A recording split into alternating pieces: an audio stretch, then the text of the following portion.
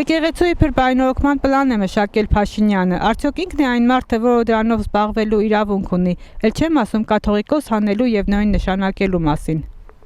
Ինքը իր ֆունկցիաները չի, իր ֆունկցիաների մեջ չի մտնի կաթողիկոսի հանելը փոխելը։ Երբ որ փոխեց գեղնի երկուս, եղավ։ Այսինքն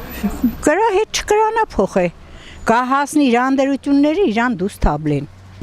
Եկեղեցին առանձին էր մի դրեսին քաղաքականության մեջ։ Նման բաներ առաջ չկար, ճիշտ է, առաջ սովետի օրով եկեղեցիներին հետ կան տեղ չէին տա, բայց այդպես բաներ էլ չկար։ Ես եկեղեցից կրոնից համար եմ գնացել հայրենիք պաշտպանը, չէ՞։ Մենք որ գնացել ենք համան պաշտպանելու, առաջինն էլ պաշտպանեմ կրոնս, երկիրս, ժողովուրդս։ Մեր հայ մեր նոր տիրունական աղոթք ենք երեմ մեր ասենք գումարդագոր դուրս ենք եկե սաման, առաջի այդ արարողության ժամանակ եղել է, երբ որ քահանան օրհնել է մեզ ծառայություն կատարենք հանրի երկիր, մեր երդումը տրվել ենք դրանով, պաշտպանենք կրոնս, երկիրս եւ ժողովուրդս։ Գիտես ինչի կհեռացնե, որովհետև Իրան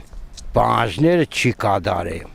Իրան պետք է ենթարկվին պարտադիր։ Պետությունը եկեղեցու հետ вообще կապ պետք չունենա։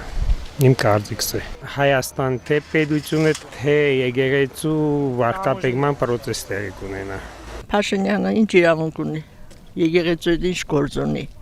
Մինչև ես հավատում եմ մեր թաղնե Գրիգոր Լուսավորիչ եկեղեցին է միշտ գնում են պատարակների միշտ էլի հույսս Աստծո վրա է։ То իրանք ինչ գործ ունեն եկեղեցու հետ, այ մարդ եկեղեցին առանցին մարդիկ են։ Պետությունը առանցին